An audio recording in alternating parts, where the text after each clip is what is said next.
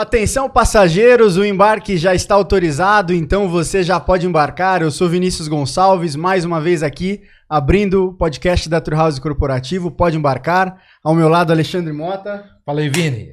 Bora para mais uma? Mais uma? Hoje, qual é o episódio que é hoje? Hoje é o episódio Surprise. Vai ao ar a qualquer momento? Igual o nosso convidado. Tipo, Surprise. Extração, como é que é? Edição extraordinária. Edição extraordinária. Sabe aquelas câmerazinhas que aparecem da Globo lá? Essa musiquinha aí ficou ruim, né? Ó, mas é isso. Você que tá acompanhando a gente aí, já deixa aquele seu likezão, senta o dedo lá no like, tá? Ajuda a gente. Não clica no dislike não, porque quando você clica no dislike, dá azar. Já falei aqui o que acontece, né? Já. O time começa a perder, vai despencando lá na tabela e outras coisas. É isso aí. É daí pra pior. Perde o voo, perde o horário do café da manhã. Então clica no like, ajuda a gente aí. Nosso convidado de hoje, a gente vai bater um papo sobre tecnologia, sobre venda, sobre o mercado de viagens, sobre muita coisa. Experiência internacional, que o cara... Eu tava falando aqui nos bastidores, né? O cara é rodado. Rodado no bom sentido, conhece tudo, passou por vários locais. Uma experiência internacional muito bacana para compartilhar com todo mundo. E por falar em rodada, eu quero agradecer a nossa parceira Transgala, né? O trabalho do pessoal da Transgala tá ficando conectado esse discurso aqui, né? Transgala é a nossa parceira, soluções completas em mobilidade corporativa, patrocinadora aqui do canal. Não feche seu evento sem antes falar com a Transgala. Acesse www.transgala.com.br e saiba mais. Sem falar com a Transgala e sem falar com a Turhouse também, né? Tem uma unidade lá fantástica de eventos. Ajuda o time de vendas da Turhouse Eventos a bater dando uma meta, força, né? Pra você aí, hein, cara. Bom, sem mais delongas... Vamos apresentar o nosso convidado especial. Faça as honras. Então, cara, conforme eu falei, estamos muito, assim, felizes de tê-lo aqui. É Pedro Nassif, um cara da área de tecnologia, com grande experiência internacional. Até dias atrás aí, 2, 3, uma semana, né, Pedrão? É sexta-feira, vai. Uma semana ele capitaneou, diretor-presidente de uma empresa sensacional aqui na parte de distribuição, referência no mercado, líder de mercado, Argo Solutions, TMS. E agora, botafoguense também, que eu descobri, botafoguense, ele nem sabia que o time dele estava liderando o Campeonato Brasileiro, mas olha... Tá lá, líder, Pedrão. Ah. Líder. É muito trabalho, acaba que não sobra tempo nem de assistir o Campeonato Brasileiro mais.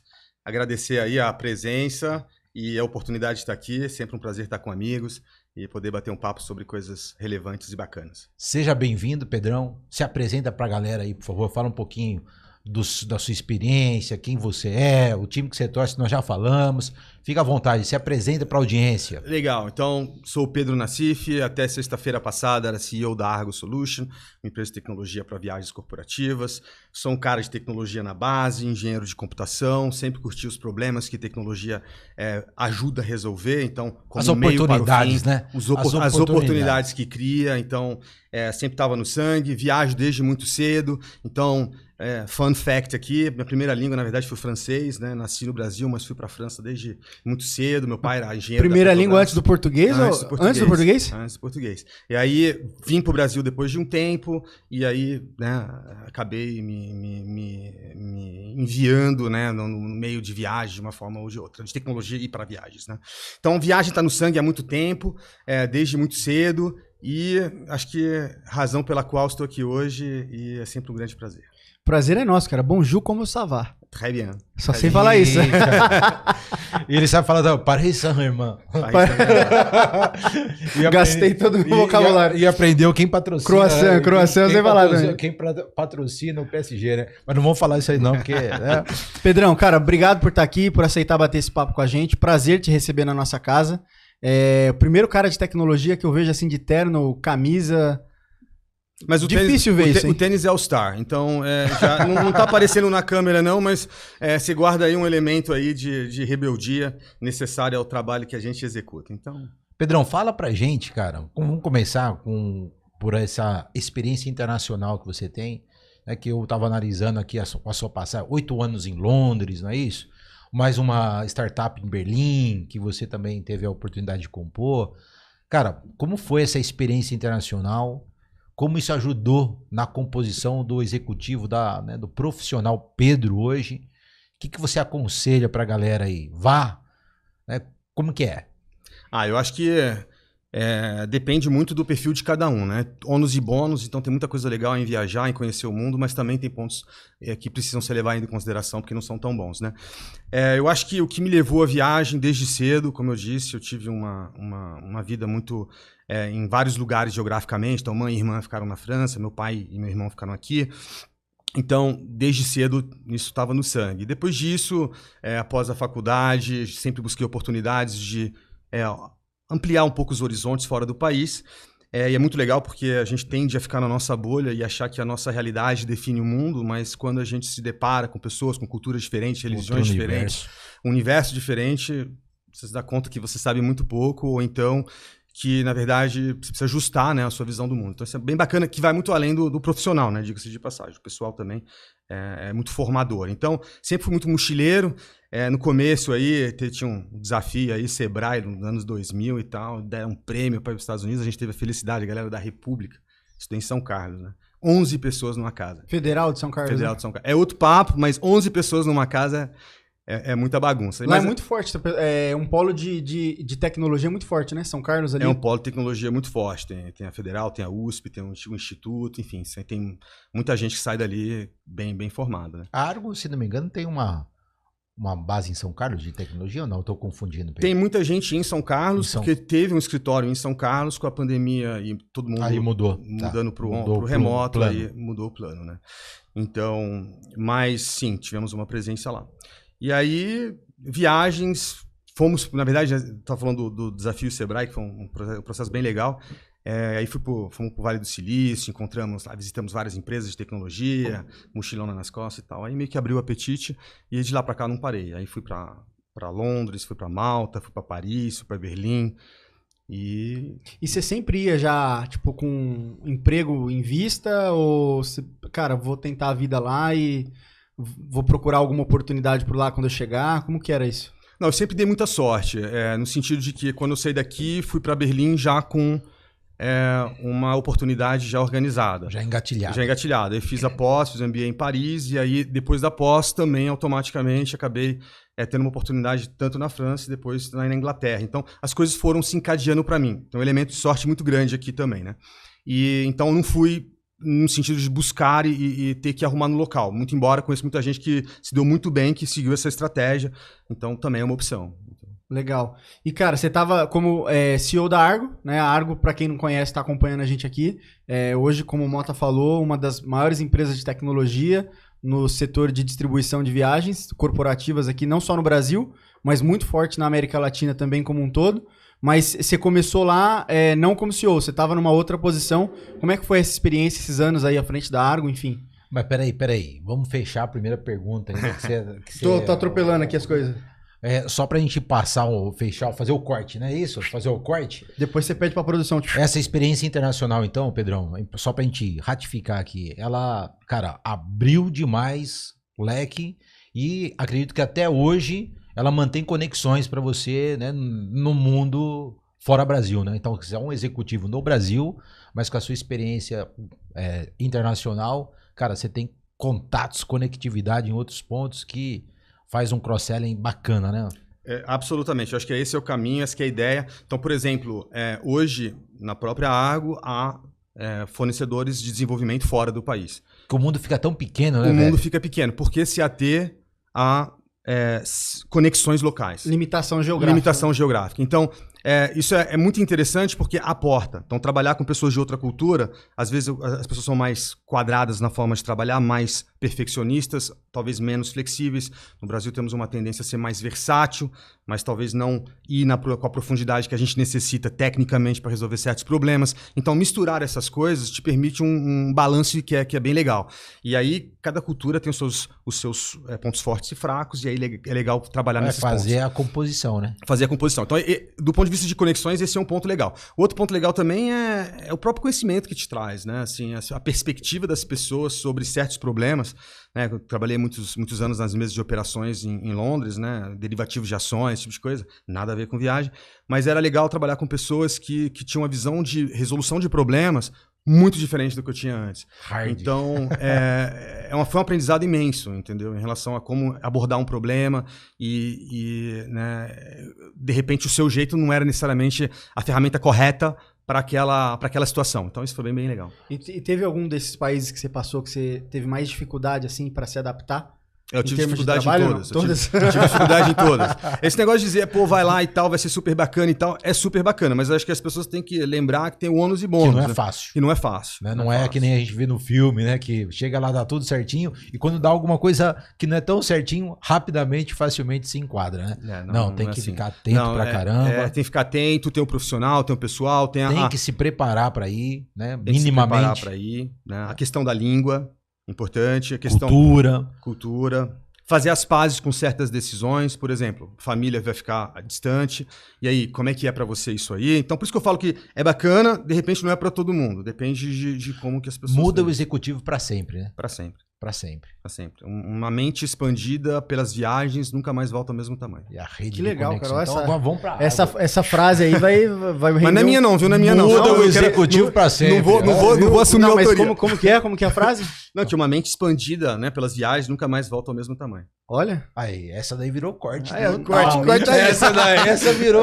Essa virou. Você fala alemão, cara? Um pouco. Como é que fala boa tarde em alemão? Guten Abend. Guten Abend, pra nossa audiência, então. Guten Abend.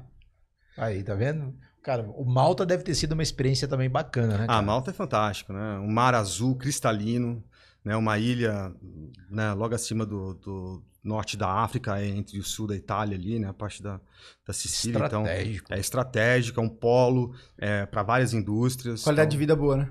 Qualidade de vida muito legal, muito bacana. E você tá a 2-3 horas das principais capitais da Europa. Então, eu me diverti bastante lá. Imagino. E curiosidade, cara, esse teu sobrenome, Nassif, de onde é? É sírio-libanês. Sírio-libanês. Na década de 30, muitos sírios e libaneses vieram ao Brasil. E dentre eles, meu bisavô, e aí era mascate, levava coisas de Minas Gerais para São Paulo, quando ela comprava de São Paulo, levava lá para o interior. E, inclusive fez fortuna, depois deu tudo certo. A família com grana, então. Hein? A família teve grana, daí a geração seguinte queimou tudo e aí chegou a minha vez e já não tinha mais nada. Mas... Aí foi pra tecnologia. Agora, tá desenrolando. Vamos tentar desenrolar. Tá desenrolando. Porque, não, mas é uma situação bem... Eu tenho o maior orgulho de dizer isso porque na família a tendência ao empreendedorismo e a batalhar duro é uma coisa que tá no sangue. Esse é o melhor legado que a gente pode receber, não é? Melhor legado. Porque aí a gente toca o barco e desenrola, que nem a gente tá falando. Desenrola. Acho que não há nada mais formador do que isso. Inclusive, né, das viagens, que eu digo, a perseverar durante as viagens é uma coisa que é fundamental. Porque você vai ter 1 milhão de problemas, é a língua, é a forma de trabalhar que às vezes você não consegue, você tem dificuldade de se adequar ao começo, e é perseverar. Nada bem fácil. Que legal, vamos pra jornada agora na Argo. Vamos pra jornada na Argo, né? Qual que foi a pergunta que eu fiz mesmo? Que eu já esqueci. Como não entrou como CEO. Como você... É verdade. Entrou numa outra posição. Você entrou lá como CTO, CIO? Isso. Como CTO. CTO. E aí, depois de um tempo, você assumiu a cadeira. E, cara, isso é difícil, né? Hoje em dia, quando a gente olha, assim, pra pessoas... mais o tech guy, né? É difícil você ver um tech guy, assim, atingir o posto mais alto dentro de uma companhia, né, de CEO, por exemplo, porque geralmente o tech guy é o cara mais dos números, mais da tecnologia, e a posição de CEO requer ali algumas soft skills diferenciadas, né? Como é que foi esse processo para você aí de mudança? Legal. Primeiro, acho que eu vou dar um passo atrás. A minha vinda para a Argo combinou com uma mudança pessoal muito grande que eu queria fazer, que era passar um tempo no Brasil. Passei 8 anos trabalhando para um grupo de jatos particulares, chama VistaJet, na Europa e tal, e aí chegou um momento onde eu queria ter uma experiência aqui. E aí coincidiu entre amigos de conhecer a Argo e gostei bastante da ideia, proposta de negócio, até porque eu viajava muito, né?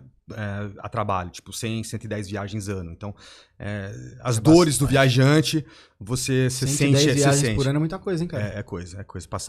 Eram muitas viagens pro leste europeu, para os Estados Unidos, pro Brasil, enfim.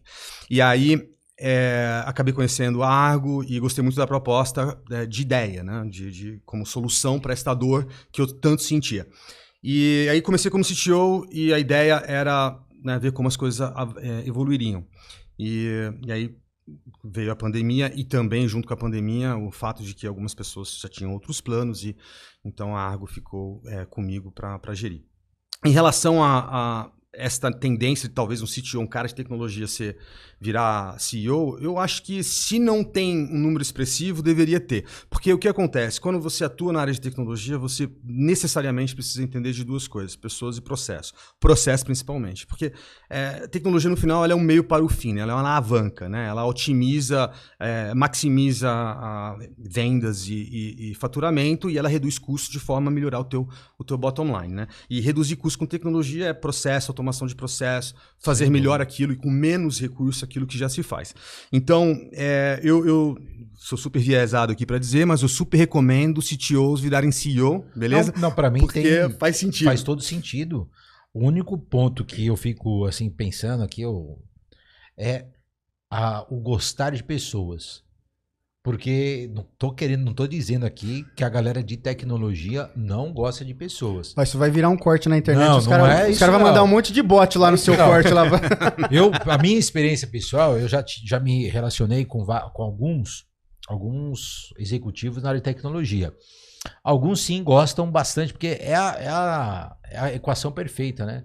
O cara conhece tecnologia, manja de processo e pessoas. Com isso, gera uma aceleração fantástica e realmente o negócio avança. Mas quando tem algum ponto que...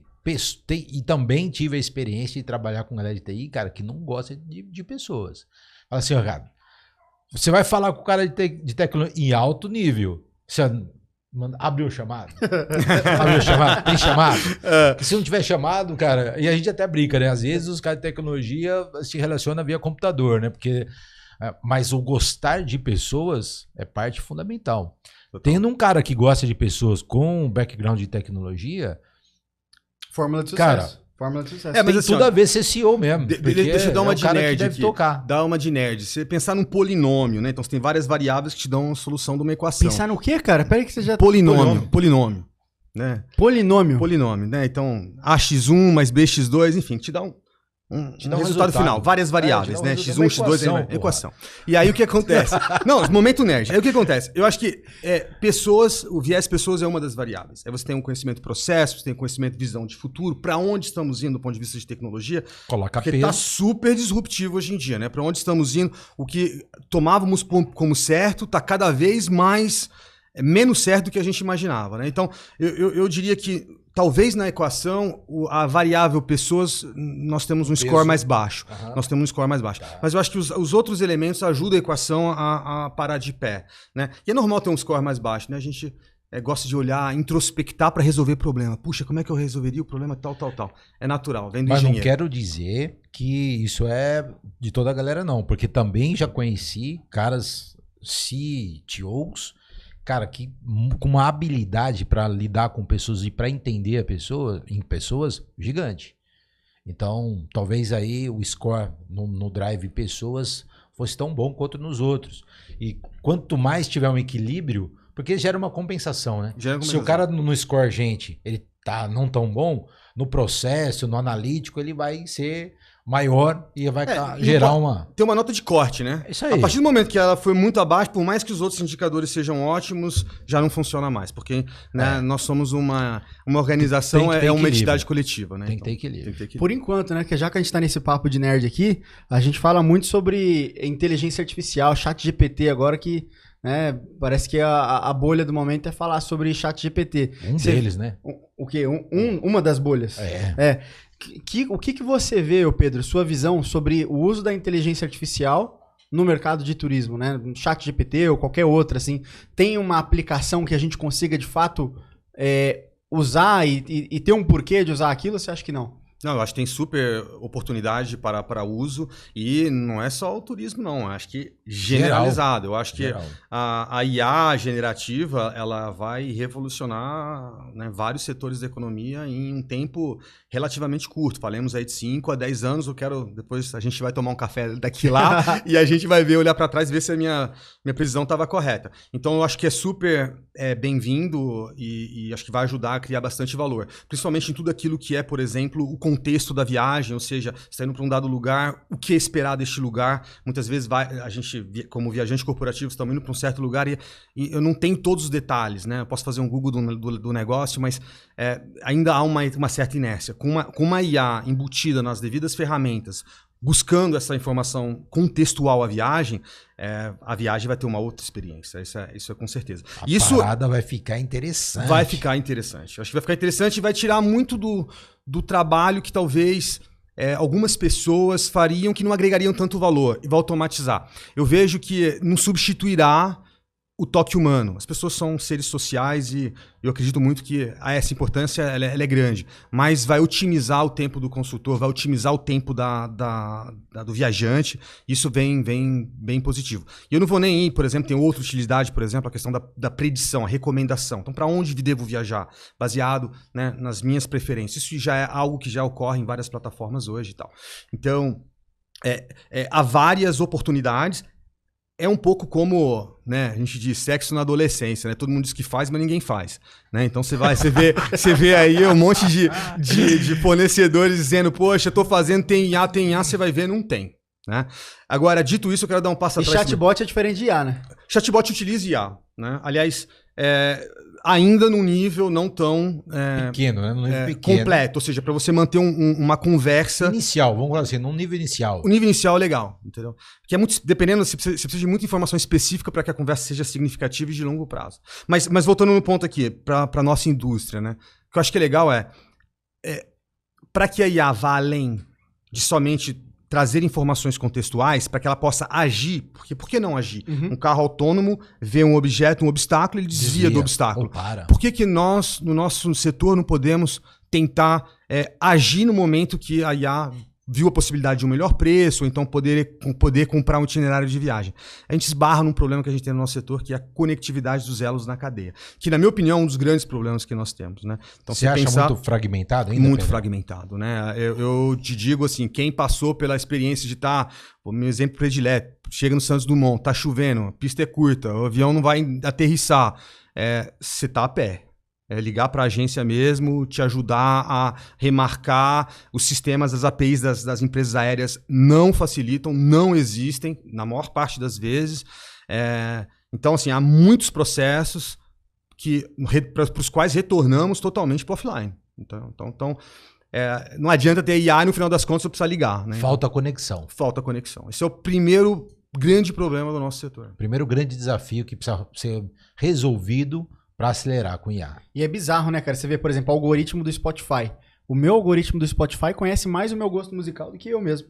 Ele consegue indicar as músicas que ele acredita que eu vou gostar com base nas músicas que eu escuto, né? Então você imagina, a aplicação de inteligência artificial para o mercado de turismo, de distribuição, de fazer a distribuição proativa, digamos assim, se é botafoguense, cara, tá indo pro Rio de Janeiro, a inteligência artificial descobre que você tá indo no dia que vai ter jogo do Botafogo. Ó, Pedro, tá aqui, você não quer ir lá aproveitar e assistir o jogo do Botafogo? E fazer a venda do ingresso do jogo também?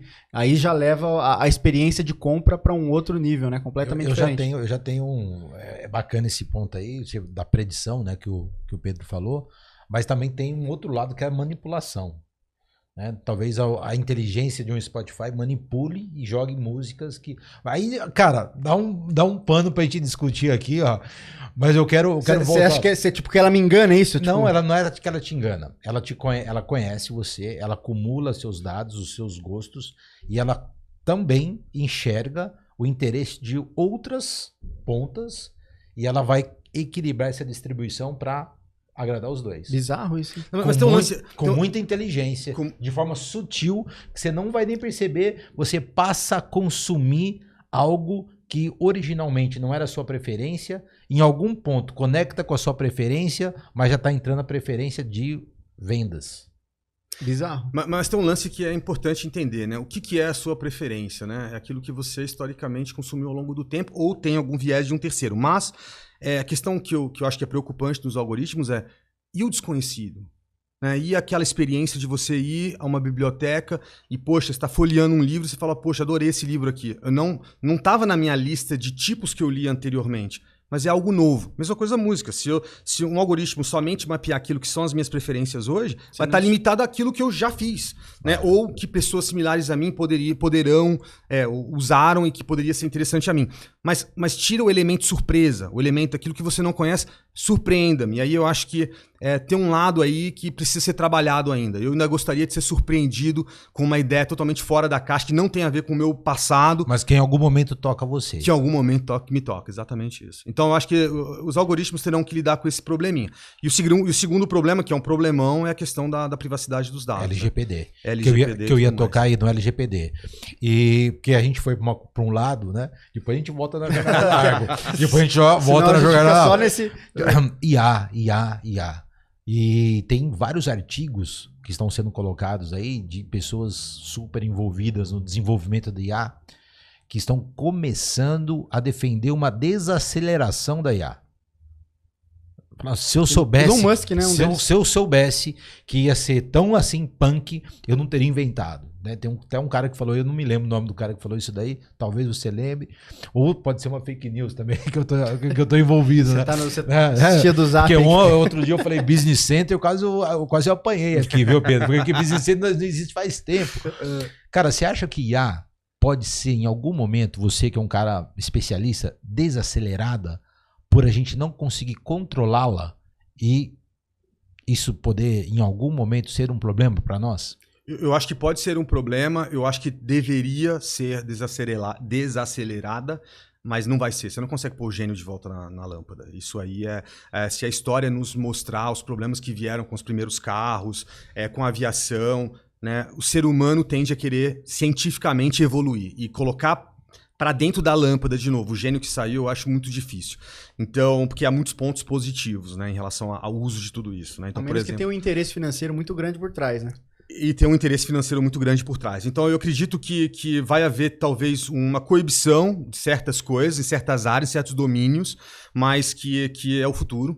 Né? Tem um amigo de produtos que costuma dizer para mim que a gente, em tecnologia, vai ser, talvez, reduzido a operador de IA.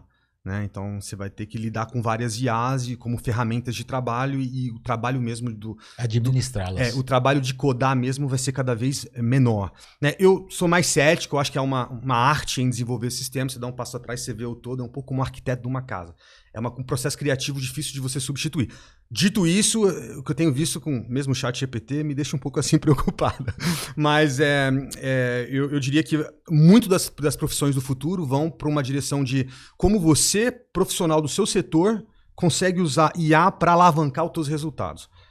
Se não souber, aí realmente não vai ter tanto espaço. É bizarro, cara. Hoje a gente já tem aplicação para criar arte, né? Por exemplo, o Marcão que está aqui do nosso time de marketing lá, outro dia ele estava me mostrando que tem aplicação hoje que você consegue criar uma arte, o trabalho que um designer faria, né, que levaria alguns minutos para fazer, você consegue colocar numa aplicação com IA e ela cria ali um fundo para você baseado num mini briefing que você dá ali para a máquina. Bizarro isso, né? Bizarro. Mas aí tem tem uma discussão também, vai muito além do nosso tópico aqui, mas só para rapidamente comentar, como funcionam esses algoritmos, como o ChatGPT, entre outras coisas. Acaba sendo uma forma de acesso à informação que já existe disponível, né, na rede, e baseado nesta informação, seja numa criação de alguém, seja de texto, seja de imagem e tudo mais, na maior parte das vezes, baseado nisso, é que se gera nova arte, ou novo texto, etc e tal.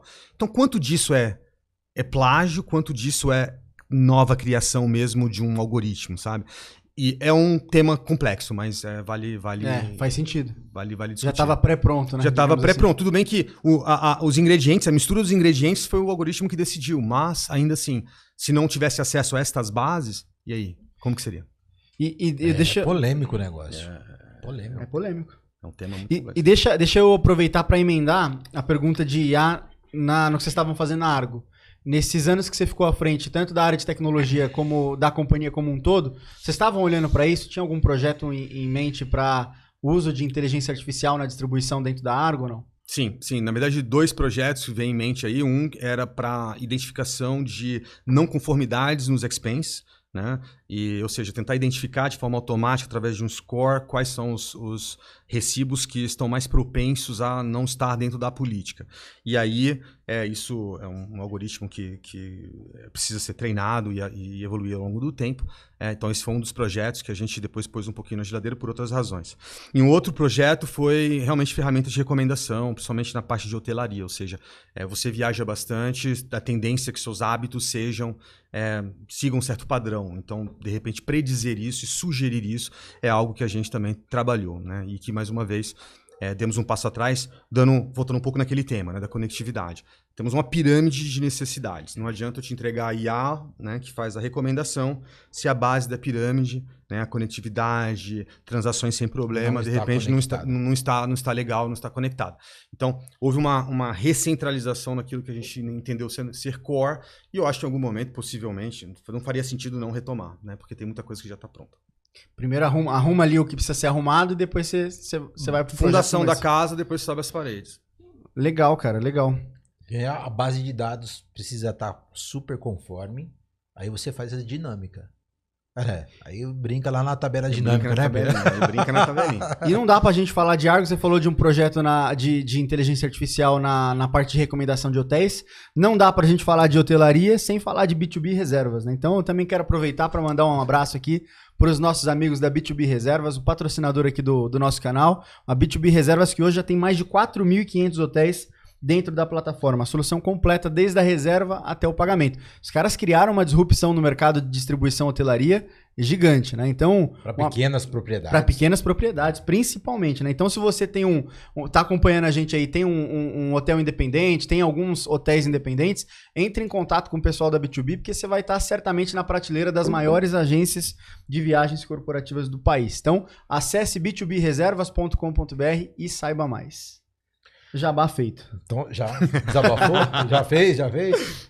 Pedrão, eu acompanhei a sua jornada na Argo, esses 4 anos, praticamente 4 anos, né? A gente estava falando 3.7. 3.7. 4 anos.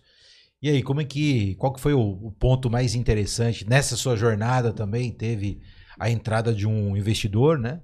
E que deve ter sido um momento também interessante dentro da gestão como um todo. Fala aí os pontos marcantes da jornada, cara, os pontos marcantes das jornadas foram muitos, né? Porque 4 anos com muitas emoções, uma pandemia no começo, mudança de cultura, mudança grande na organização e na gestão da empresa. Então, muita coisa aconteceu.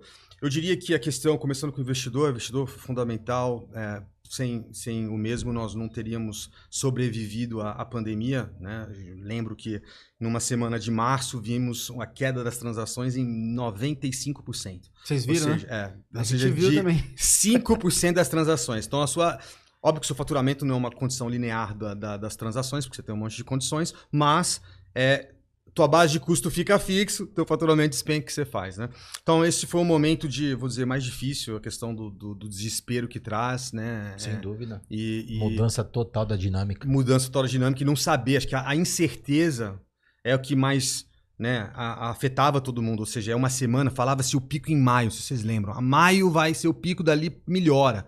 Né? Até hoje a gente está aí com uma malha ainda 15% ou 20% a menos, a malha aérea. Né, quando começou a sair alguns estudos mais de longo prazo, que falava ali 2022 para retomada, aí dava desespero, né? Aí dava desespero. Então, eu acho que o momento mais marcante acaba sendo a pandemia e o momento que pegou a Argo, né? A Argo estava no momento de se reestruturar, de criar uma cultura um pouco mais orientada à tecnologia, uma mudança de pessoas, cultura, organização.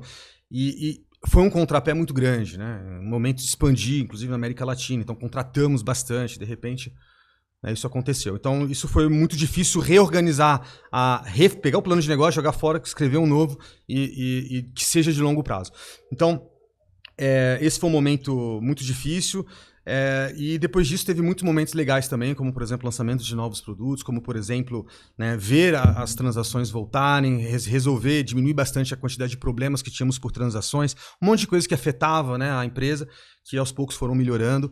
E é um trabalho, não vou assumir aqui todo o crédito não, porque no final das contas é um trabalho que vai do desenvolvedor ao pessoal do suporte. Quantas pessoas tem na Argo hoje, cara? Olha, quando eu saí eram 129, se eu não me engano. Isso mundo, né? Brasil, América Latina. América Latina. Mas principalmente baseado no Brasil.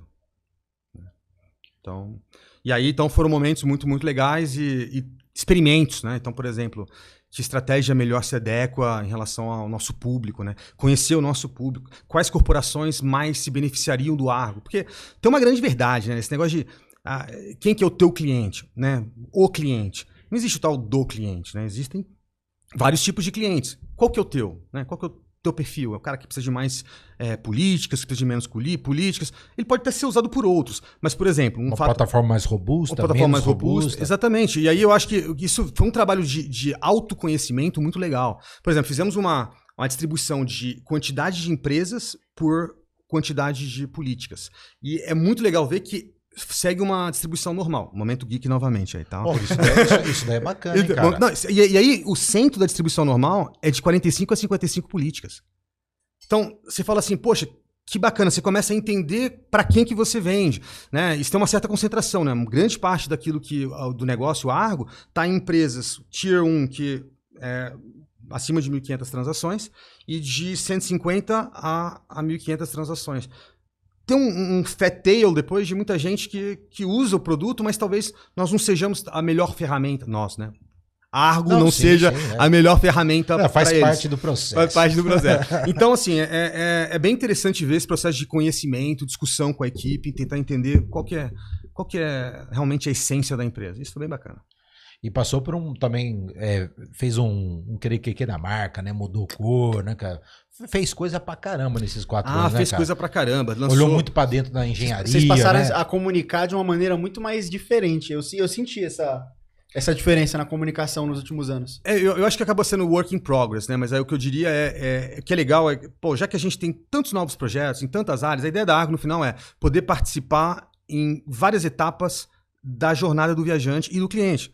Então, do momento que ele contrata, do momento que ele paga, do momento que ele faz check-in no hotel, do momento que ele precisa lançar a despesa dele, enfim, estar presente nesses vários momentos. Então, a questão do ecossistema é um negócio legal. Então, lançou-se VCN junto com parceiros, lançamos carteira, lançamos ferramentas de recompra, fizemos várias melhorias na questão do expense. O módulo de hotéis também. Módulo de hotéis renovação. que foi reformulado. Então, tem muita coisa que aconteceu num espaço super denso de tempo, né? Inclusive, a galera ficou meio cansada, né? Foi um grande problemas. Muita pizza. Ainda bem que esse louco tá indo embora. Mas, assim, a questão é legal ver essa evolução. Então, acho que a questão da marca, inclusive, foi para tentar realmente demonstrar ou comunicar que fizemos uma ruptura em relação ao passado. Entendeu? É uma ferramenta, é uma plataforma que transaciona pra caramba e que tem um nível de consistência, né, excelente. E isso tem a ver com o trabalho dessa jornada de 4 anos também para mexida em todos aqueles códigos, né? Fez uma reengenharia também, não rolou uma reengenharia, né? Na verdade, preparação para crescimento, né? Exato. Analisar, a gente tende muito a olhar o problema, ou seja, os bugs ou os códigos e tal. Mas a gente esquece que tem muito a ver com o processo, né? Então, como que hoje se cria software em certas organizações? E esse processo é um processo como qualquer outro, que precisa de qualidade, precisa de KPI, precisa de acompanhamento, precisa de discussões. E eu acho que foi muito bacana nesses 4 anos tentar, principalmente no técnico, que era a nossa grande dor, muito problema que acontecia, etc. Monitorar mesmo, metrificar quantos problemas nós temos por transação. Caiu a 1/3. Fazendo o quê? Não é sexy, não é bala de prata, mas é tentando ter o processo bem definido e cada etapa com pontos de verificação. Desenvolver software que nem linha de montagem de uma grande fábrica. Claro, tem um começo que é um processo criativo, mas uma vez que a ideia está clara, processo, KPI, reiterar, melhoria no processo e por aí vai. E prazo. Prazo é sempre um tema muito complexo, né? Mas... Pô, cara, e quando você tem que explicar para alguém, assim, fora do mercado de viagens, mercado de viagens corporativas, o que é Argo? O que a Argo faz? Tem gente que pergunta, tipo um decolar e tal... Você consegue dar uma resumida? O que é Argo? O que a Argo faz? Tem a frase mais filosófica, né? Mais polêmica, faz parte da nossa visão. A visão da Argo, que consiste em conectar pessoas através de tecnologia. É o que a gente faz. Pessoas geralmente a trabalho, né? Através da tecnologia. Então, é uma ferramenta que permite que empresas possam conectar e contratar facilmente itinerários de viagem através de uma plataforma super fácil de usar e ainda assim mantendo o controle. O controle são as políticas de viagem. Então, uma outra analogia que eu sempre gosto muito de usar é um marketplace, onde você permite vendedores e compradores, né, se conectar no mundo de viagens. Os compradores acabam sendo os funcionários, né, os colaboradores de uma organização. Os vendedores são né, os vários intervenientes, desde a agência até a rede de hotéis, as empresas aéreas. Então, você permite que os dois se conectem e tem uma camada de negócio por cima que permite que estas conexões ocorram seguindo as regras da empresa. Essa é a minha definição. Eu falo sempre para o pessoal que é uma ferramenta que permite que a gente dê a autonomia que o viajante quer, sem perder o controle que a empresa precisa. Porque todo mundo tem o celular na mão, vai lá no Google, flights, hotel, tal, consegue ver. Então a pessoa não quer mais ficar pedindo viagem por e-mail de forma analógica, né? Ou ligando, por exemplo. Então a pessoa quer entrar lá no celular e resolver a vida dela. Só que a empresa não pode deixar isso aberto para todo mundo sem ter o controle ali para poder ver quem que vai aprovar, qualquer antecedência. Tem gente que não quer mais nem usar o e-mail. E-mail tem data. Você é desses caras que acreditam que e-mail tem data para terminar? Eu sou dos caras que não acreditam. Eu vou dizer por quê. Os dados demonstram que há um perfil, mais uma vez, não há o cliente, há vários clientes. Há o segmento que gosta de mandar e-mail e não quer mandar o itinerário online. E isso é uma questão talvez de tempo, né, demográfica, ou seja, ao longo do tempo isso vai mudar, porque as pessoas jovens hoje, um dia, serão decisores em outras organizações. Mas... E talvez seja pessoas como eu hoje estão um pouco mais defasadas, então o cara manda por e-mail, mas eu digo que há um segmento, pelo menos os dados na água apontavam para um segmento de pessoas que gostavam de fazer via e-mail mesmo, e você vê isso pela quantidade de transações offline que ainda ocorrem, né, ajustes e tudo mais. Então, eu acredito que há um nicho para cada coisa, talvez o nicho do online tenda a crescer mais, mas eu acho que ainda há aquele que manda por e-mail e gosta de ser atendido até pelo telefone, e não são poucos. Eu acredito que no horizonte até 2030, Pedrão, isso vai começar a mudar, né? Porque você tem o que você falou da mudança demográfica, né? Que aí vem a geração Y, depois a geração Z e depois a geração Alpha, que talvez não vai querer mandar mais por e-mail, né? Mas eu digo assim, tem um pouco do atrito, né? Ou seja, quão fácil hoje é você fazer um itinerário relativamente complexo através de um aplicativo. Nem no B2C, que tem uma experiência um pouco melhor, é fácil. Eu tô viajando semana que vem, vou passar um tempo no Oriente Médio, e montar o itinerário... Multitrecho, né? Multitrecho, acomodação em vários lugares. Meu amigo, não é fácil. E vai e vem, vai e vem. Agência bacana, cara.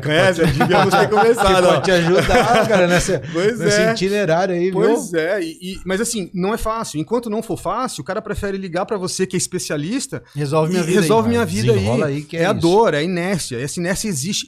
E ainda enquanto não tivermos a cadeia conectada, é difícil.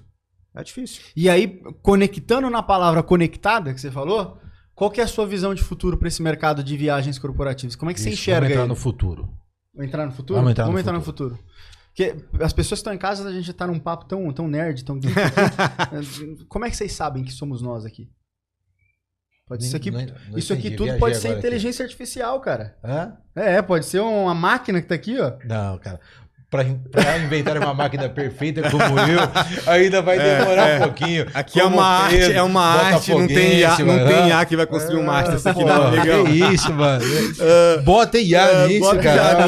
Vai precisar do chat GPT 10. Que isso, só gera 5.0 pra fazer isso aqui, mano. Não, eu acho que passa por um momento de conectar a cadeia. Eu ainda acho que é uma pirâmide de necessidade e a base dela ainda não está resolvida. Enquanto essa base não estiver resolvida, a gente vai melhorar em várias outras etapas da pirâmide, mas ainda estaremos limitados do ponto de vista de tô indo para o Oriente Médio e monta meu itinerário aí e só me manda o link para pagamento. Ou então já acessa minha carteira virtual e paga. Porque essencialmente é o que eu quero. Você acredita que isso vai ser o futuro do mercado de viagem? Eu acho.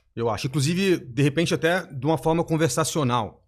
Voz. Conversacional é o que eu espero também, cara. Entendeu? Porque assim, que é aquilo que a gente tava falando. Por que a gente tem que se ater no front, to, lugar? Não, eu te mando seja uma mensagem, conforme falaríamos entre nós aqui, ó, um agente legal, fala, tô precisando ir para tal lugar, me ajuda. A partir deste texto, automaticamente entender qual que é o requisito e construir esse requisito de um ponto de vista de itinerário. Somente você bate o olho e vê que tá tudo certo, clica no botão e vai embora. E isso executa as devidas reservas. Esse negócio de, te mandei, agora você tem que fazer o resto manual, aí a inércia me empurra de volta para eu fazer sozinho o negócio. Esse é um dos pontos. E outro ponto acaba sendo a questão do preço também. Tem que fazer sentido. Né? 2 semanas atrás, mais ou menos, quando a gente estava numa reunião de comitê na Two House, Me perguntaram como... Na verdade, eu acho que nem me perguntaram, eu saí falando mesmo. Você saiu despejando informação. Como eu gostaria que a Thaís funcionasse. Quem que é a Thaís? Thaís é a nossa inteligência artificial e o nosso sistema que a gente está trabalhando. É Toolhouse Artificial Intelligence System. Uau! Thaís. Fala 2 vezes rápido. Thaís. Thaís. Ficou simples. Toolhouse Artificial Intelligence System. É isso aí, Thaís. E exatamente isso que eu falei na reunião. Assim, ó, Thaís, aqui é o Mota, tudo bem? E já começa uma interação com ela. Ela falou assim, oi Mota, tudo bem? Cara, eu vou pra Fortaleza. E ela já começar a interagir comigo. Que dia você vai pra Fortaleza? Eu vou pra Fortaleza no dia 15 de maio. E aí ela já desenrola, vou no dia 15, volto no dia 17. Ela já sabe tudo de mim. Sabe a política de viagens da minha companhia. Sabe onde eu fico, porque eu vou pra Fortaleza de forma recorrente, visitar a nossa base lá. Sabe qual que é o horário que eu vou, normalmente. Qual horário que eu volto, aonde eu fico, aonde é nosso escritório. Tem toda a informação, tem a política dentro do banco de dados dela lá. Tudo por voz. E chega uma chave de reconhecimento, que aí faz de alguma maneira, uma aprovação de custo, caso necessário, fugindo de uma média de preço que a gente já conhece, que sabe que está dentro de um teto orçamentário que a gente entende e tá beleza. É isso, não é, Pedrão? É isso, eu acho que esse é o grande caminho. Gerando todas as reservas, efetuando e mandando bilhete, total. E auditável, de forma que você possa entender quem fez o que, quando, quem solicitou o que, quando. Eu acho que é super esse o caminho e eu acrescentaria que provavelmente vai ter uma evolução meio que MVP desse negócio. Vai começar com os trechos muito simples e evoluindo. Os domésticos, né? Os domésticos, pontes aéreas e tal, evoluindo para algo que vai ser um pouco mais complexo, que ainda eu acho que estamos um pouquinho longe, que é realmente tentar esse trecho, multitrechos internacionais com várias opções aí. O que for mais complexo, joga na mesa de operação, né? Joga na mesa de operação. Voltamos para aquela noção do operador de IA. Né? Então, teu IA está lá fazendo, a Thaís está lá fazendo o atendimento, vai levantar o itinerário, opa, isso aqui é complexo, preciso de uma ajuda, e aí faz o fallback para a equipe. Abre uma OS dentro do Argo, cai na mesa do consultor já com todas as informações do que o viajante pediu na ponta por áudio lá para ela. Exato, e aí o grande desafio vai ser fazer isso de tal forma que seja transparente e sem atrito para o viajante. Porque o bot, o grande problema dele qual que é? Enquanto ele aprende, às vezes tem uma experiência muito ruim. Por exemplo, os de banco eu detesto. Eu, Pedro, como cliente, detesto. Você tá lá tentando, no final, todas as vezes volta pro atendimento. Eu já escrevo na primeira linha, falar com o humano. Falar com o humano, exato. Então, tentar evoluir no sentido de que mais operações sejam feitas, né, via o bot. E quão longe nós estamos disso, na sua visão, no nosso mercado nacional? João Bidu agora. Aqui. Não, o Pedro é um cara, mano, que conhece tudo. Ele já tem a equação na cabeça dele. Isso é chute, não tem bola de cristal, mas é chute direcionado. Eu acho que a gente tá ainda uns 5 a 10 anos para ter realmente a IA disseminada dessa forma. Esse nível de sofisticação. Isso se ninguém parar, ou que você também não acredita que vai acontecer, né? Parar desacelerar os projetos de IA. E se ninguém desacelerar os projetos e, tão importante quanto, se os projetos de base da pirâmide forem entregues. Porque senão como ela vai fazer a remarcação? Porque a grande dor acaba do viajante e é onde a gente lembra bastante, inclusive da agência. Eu super dou valor à agência justamente por isso. Você lembra no problema. Tô aqui preso em Santos Dumont, quem vai me ajudar? A IA vai fazer isso, vai precisar de um monte de sistemas disponíveis nas empresas aéreas. Não tem conectividade. Então ela vai chegar, ela não vai conseguir te ajudar, né? A não ser que ela faça uma ligação telefônica, mas aí a gente entra os da Google conseguem fazer alguns, mas ainda assim é para temas muito pequenos. Então, o que eu diria é que para problemas você vai forçosamente voltar a estar em contato com alguém. Então, por isso que eu daria um prazo de 5 a 10 anos e olha, talvez eu esteja sendo otimista ainda. Até para esse MVP, por exemplo, de trechos recorrentes, doméstico. Então, isso eu acho que isso vai mais rápido, mas para que você fale assim, olha, a maioria dos meus voos... meti um prazo pro primeiro trimestre de 24. Não, porque o primeiro MVP é isso aí. Manda lá. MVP. Mas eu diria, para você falar assim, olha, a maioria das minhas viagens é gerida por um bot 100%. Acho que não estão falando no universo mais longo. O Mota vai esconder esse episódio aqui do time de TI da Toolhouse. Não, mas assim, tem que ser ousado, né, Mota? A Thaís tem que trabalhar, Tem que trabalhar. Trabalha 24/7, né? Fala lá X idiomas, tal, até inteligente a menina. Precisa trabalhar, pô. E nisso que eu acredito. E a gente tem que viabilizar isso daí. Mas a conectividade da indústria é um ponto, é um desafio mesmo que a gente precisa romper. É um desafio. Mas eu acho que está indo super... A pandemia ajudou bastante. Acho que a transformação digital virou pauta de muita empresa. De forma forçada, né? Porque senão não vendia, não trabalhava, etc. Então, colaboração à distância, nos funcionários, venda à distância, canais digitais. Então, a pandemia fez o que muito executivo não conseguiu fazer, que é forçar a empresa a se modernizar. Então, eu acho que vai virar mais cedo, talvez, por conta disso. Talvez não no primeiro trimestre do ano que vem, mas virar mais cedo por conta disso. É super bem-vindo. Eu não vou dar moleza nesse prazo, não, cara. Dar seus pulos, não quero saber, tem que acontecer. Exato. Vamos recomendar para nossa área de TI assistir o episódio, tudo certinho, não pular nenhuma parte. Não pular essa parte? Não pular nenhuma parte. Boa. Cara, e falando de disrupção no mercado de viagens, nós tivemos aí nos últimos anos a ascensão das Travel Techs também. Como a gente teve no setor financeiro, setor de seguro, em vários setores, chegou no setor de turismo, né, as chamadas Travel Techs, empresas que nasceram aí na era da tecnologia. O que você entende, Pedro, assim, na sua visão? Existe alguma disrupção mesmo que tá vindo com a chegada das Travel Techs? Ou por enquanto ainda não? A Argo é uma Travel Tech, não é uma Travel Tech? O que é uma Travel Tech, né? Acho que é um papo filosófico esse aí, e acho que a definição vou ter a minha, mas com certeza outras pessoas terão outras diferentes. Mas eu diria que na versão que foi apresentada, as Travel Techs hoje agregaram, né, temas interessantes, por exemplo, uma experiência de usuário do ponto de vista técnico renovada, até porque tiveram a oportunidade de criar um software com tecnologias mais recentes, né? Vários OBTs. Do zero, então isso é positivo. E trouxeram à tona que certas mudanças são necessárias. Em várias áreas, os OBTs realmente deixaram a desejar. Isso é muito legal e traz competitividade, traz melhoria na ponta para o cliente e para o viajante. No entanto, eu acho que a forma como foi colocada, eu não vejo muita disrupção, né? Eu vejo uma verticalização do serviço, a exemplo do que é feito no exterior em algumas empresas. Então, em suma, são agências de viagem, né, que tem uma tecnologia própria. É bem-vindo, né? Quão disruptivo é isso? Vocês têm a Thaís, talvez outras agências tenham suas tecnologias também. É super bem-vindo. Então, eu acho que eu não venho criticar essa tendência. Eu acho que soma, mas não é algo único. Vocês têm nesse sentido, vocês são Travel Tech e outras empresas que investem bastante em tecnologia são Travel Techs, na minha opinião. O modelo de negócio, no entanto, não é novo.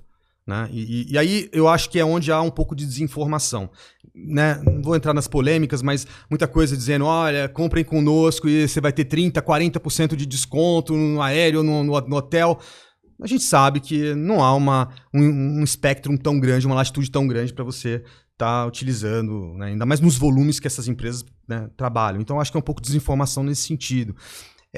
E um outro ponto que acho que vale salientar é quando você tenta fazer muita coisa, a tendência é tropeçar, né? Então, não quero anglicizar demais aqui não, mas você tem uma frase em inglês que diz Jack of all trades, master of none, né? Você tenta fazer tudo, mas você acaba virando mestre de nada, né? E é um pouco como eu penso, por exemplo, eu vejo a Argo e os OBTs por aí, por exemplo, também. Foco em tecnologia. Serviço não é a nossa especialidade. Serviço é a especialidade de quem vive e trabalha com isso no dia a dia. São as agências. E não acho que seja uma estratégia errada. Já é difícil fazer só tecnologia. Né? Nós somos especialistas em tecnologia. Essas empresas não precisam ter, sei lá, uma área de serviço. Você acaba tendo muita coisa numa empresa só. Aí, não sei, a gente acaba tropeçando demais nesse sentido. Então, eu me pergunto se é viável no longo prazo, né, essa estratégia. Agora, dito isso, volto a dizer, eu acho que tem pontos positivos, eu acho que somas para um segmento de mercado, principalmente aquele que não precisa de muitas políticas de viagem. Eu acho que hoje abre-se mão de muito controle, porque essas ferramentas que estão hoje no mercado não entregam a mesma quantidade de políticas e de controles que ferramentas mais estabelecidas entregam.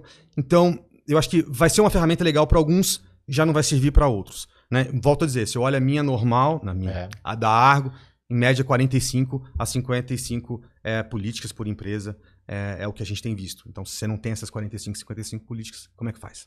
Segmentação, né? Conhecer o cliente, né? Conhecer o cliente. O mercado é muito grande, é muito pulverizado e as empresas vivem momentos diferentes. Então, é aquela pergunta, né? Entender certinho qual plataforma para qual empresa, né? É importante.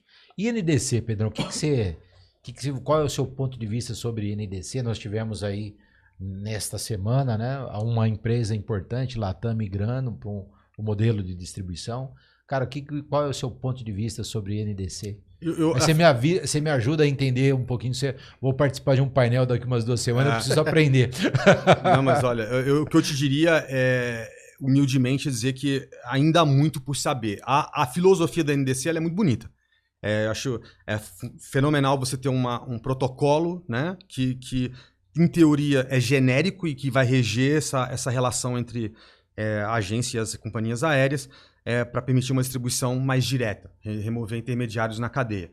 Intermediário na cadeia quer dizer o quê? Aumento de custo de transação. Então, né, intermediário, alguns agregam valor, né? Então você tem que botar tudo isso na cadeia, mas geralmente aumenta o custo transacional. Então a NDC tem um bom objetivo e tudo mais.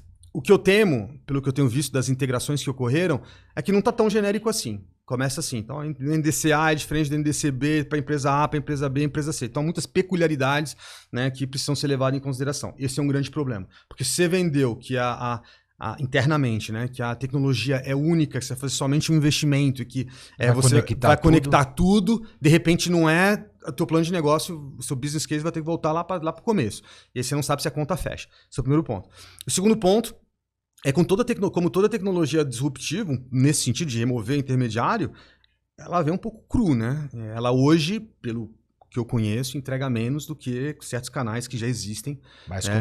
Mais consolidados. Então, o cliente na ponta, ele está disposto a passar por este perrengue, né? Passar por esse tempo de maturação. Esse tempo de maturação, aí bola de cristal, não saberei dizer. Mas eu acho que é uma boa iniciativa, talvez num timing um pouco agressivo demais, né? No momento que, né, estamos todos saindo de uma pandemia complicada, mas eu também entendo as razões da Latam por fazer, de outras empresas aéreas também, porque, né, volto a dizer, há uma questão de custo aí, comercial muito importante no processo.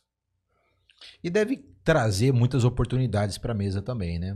Acaba virando um multicanal de distribuição, né? Porque vai ter um preço aqui, vai ter um preço ali, vai ter um preço, falando de NDC, abre aí um universo também de cotar de forma diferente, né? Concordo. Abre um universo de mais oportunidades. De mais oportunidades. Então não vai ter um único canal de preço, vai ter um preço no canal A, no canal B, no canal C, e aí uma inteligência para capturar todas essas oportunidades de preço, enriquecer de alguma forma e levar alternativas mais calibradas para o cliente na ponta. A única dúvida que eu tenho é essa, o que a gente agrega para o cliente na ponta? Como que nós vamos ter um cafezinho com a corporação e vamos explicar para eles, né, o que esta tecnologia está agregando para eles no dia a dia? Ainda está difícil achar os pontos fortes, né? Eu consigo achar os pontos fortes para quem está distribuindo. E para quem entende. Eu acho que esse lance da explicação para o cliente na ponta vai ser um pouco difícil. E mesmo tirando a parte técnica, tentar explicar o que você realmente vai ganhar com o NDC. E eu acho que não está tão claro porque as vantagens não são tão claras. Porque se fossem tão claras, você consegue em 3 palavras dizer, olha, você vai ganhar A, B e C. Hoje, no começo vai precisar maturar, então os custos estão muito claros. Você acha que o fator preço não vai ser o principal atrativo assim que vai chegar pro cara na ponta?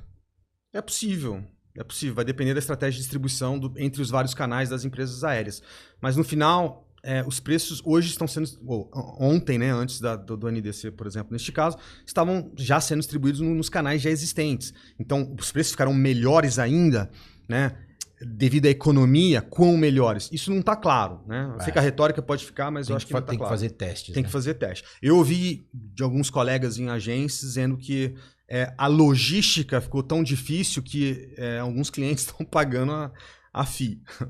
Então, os 12 doletas. Os 12 doletas, por segmento. Por segmento. Então, assim, tem mais esse lado. E aí o que eu acho que pode ser pela culatra, se não resolverem as dores muito rapidamente, o cliente na ponta migra.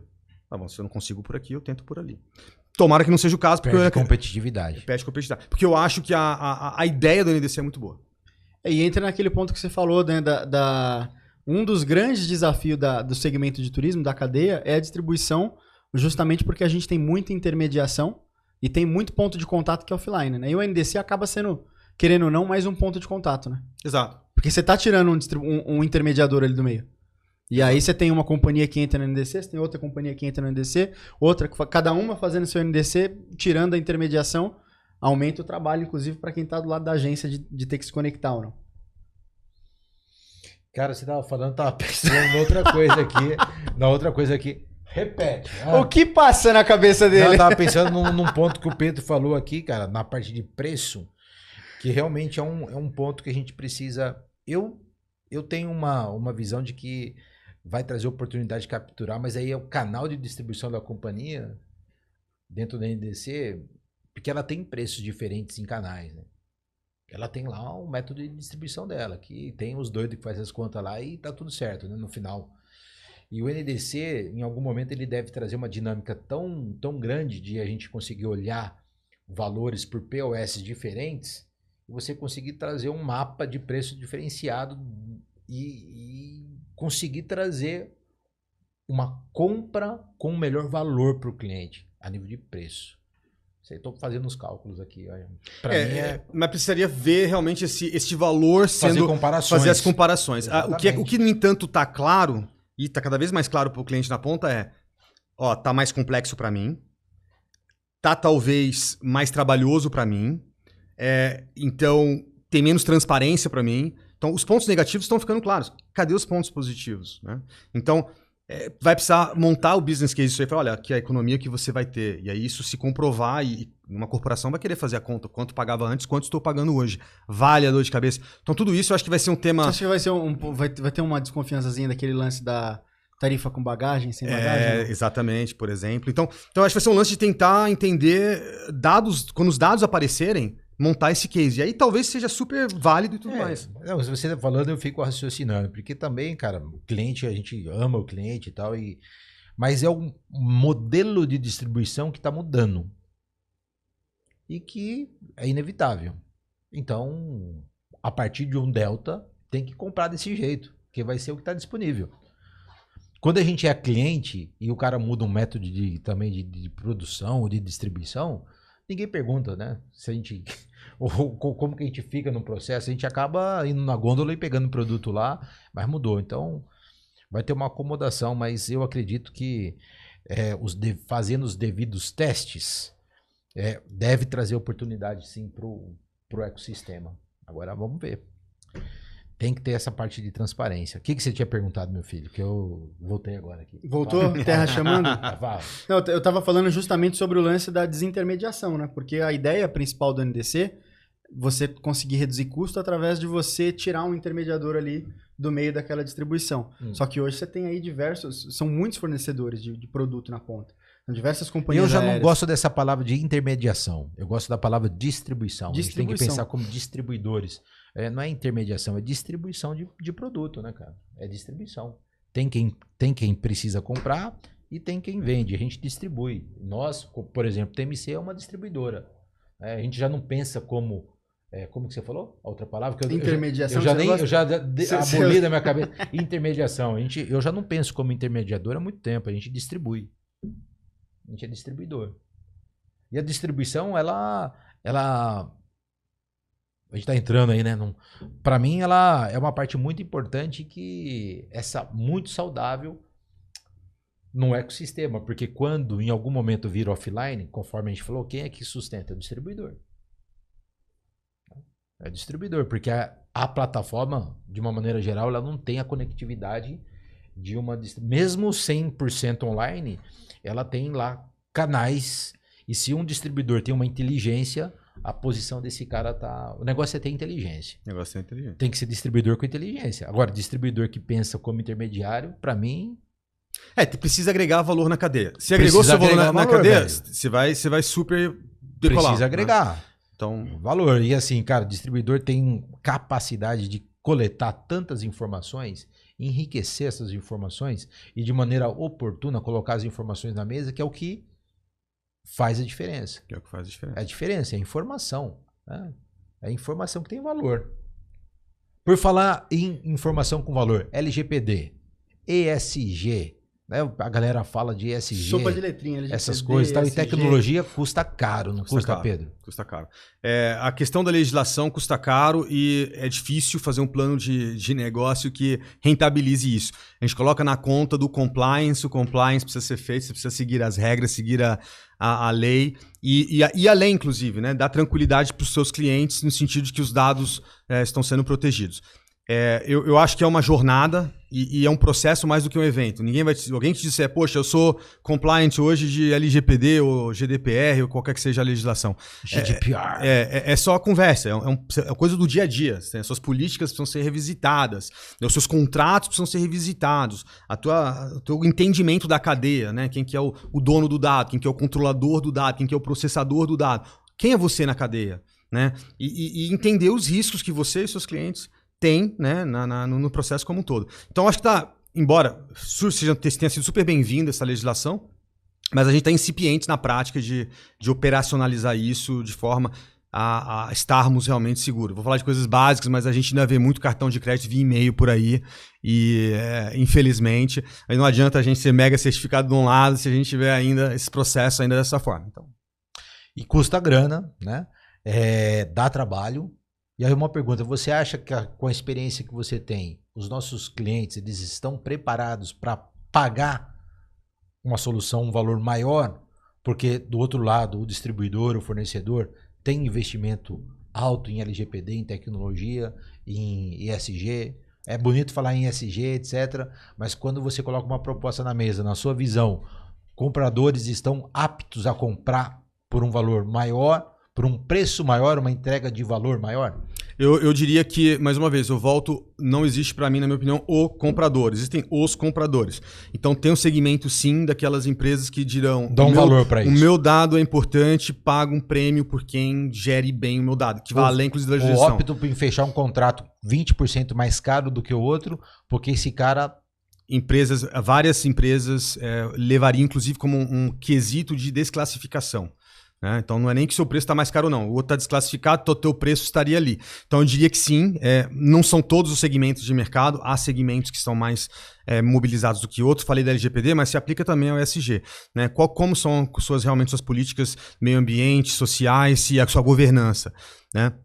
Não posso estar com um fornecedor que tem uma crise de repente de governança.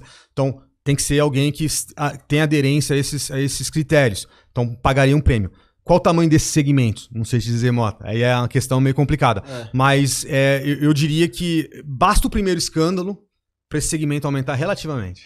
Ou seja, basta primeiro cara ter os dados, pagar aquela multa. Não, então, mesmo que pague a multa, que a agência lá realmente dê a multa, né, de 4% do faturamento, ou X milhões de reais, o que for maior, né, para o cara falar assim, opa, eu não posso. Ou então ter os seus dados vazados e criar uma situação de reputação horrível.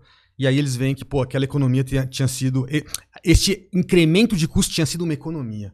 Né? Então, isso... nada perto do valor da multa, né? E nada perto do valor da multa. Bizarro. Ou pior ainda, que o custo reputacional, ter seus dados vazados, você ter que mandar um comunicado para todos os seus clientes que, né, os CPFs ou cartões estão agora na mão de malfeitores. Então, eu acho que esse segmento tende a crescer com o tempo. E tende a crescer por conta da IA também. Cada vez mais a LGPD vai botar um pouquinho de freio, né, no acesso aos dados, que por sua vez vai reduzir a velocidade de treinamento dos modelos, que por sua vez vai reduzir um pouquinho o poder de predição. Mas vai ser bem interessante ver para onde estamos indo. Esse lance que você falou do pagar mais caro, eu participei recentemente de um evento de compradores, de uma associação, e eles fizeram uma pesquisa lá com uma base de amostragem de 84, se não me engano, 84 compradores. Uhum. E aí uma das perguntas foi se eles estavam dispostos, a estratégia da companhia estava disposta a pagar mais caro por produtos ou serviços que tivessem empresas por trás com ações de cunho de responsabilidade social, ambiental e de governança corporativa.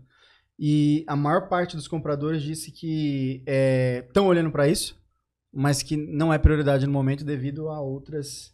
Foram honestos, foram transparentes, né? A outras entregas prioritárias. Eu acho que vai ter um momento onde cada vez mais a ponta vai demandar a mudança. Né? Então, se os clientes destas empresas demandam que elas sejam ESG... mais amigáveis com a ESG, né? Naturalmente esta empresa vai necessitar que os seus fornecedores também sejam mais amigáveis com a ESG. E naturalmente o ecossistema melhor. É o que a gente espera. Eu acho que vai mais ou menos ir nessa direção. Mas, como eu digo, qual o tamanho desse segmento? Sempre vai ter o cara que vai dizer, não, para mim tanto faz, tá tudo bem. Não é uma crítica. Principalmente empresas de capital aberto. Eles têm que ter essa conectividade aí de rastreabilidade, de auditoria, de sustentabilidade. Empresa aberta, capital, vai ter que seguir essa cartilha, sim. Eu acho.